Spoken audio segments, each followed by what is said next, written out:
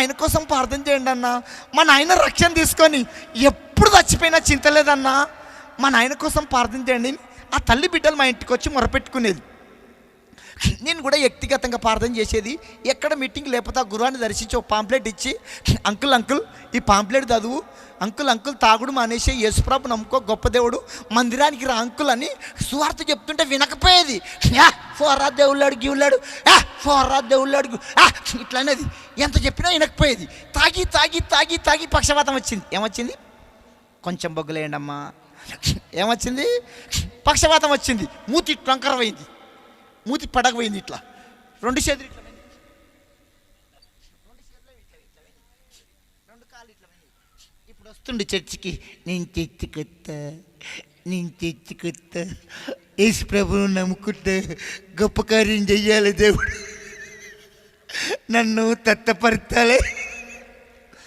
ఎప్పుడు వస్తా అంటుండు? మంచుకున్నప్పుడు రారంటే వచ్చిండా?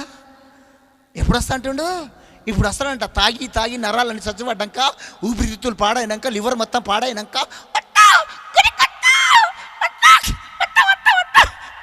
గుడికి వాస్తవం.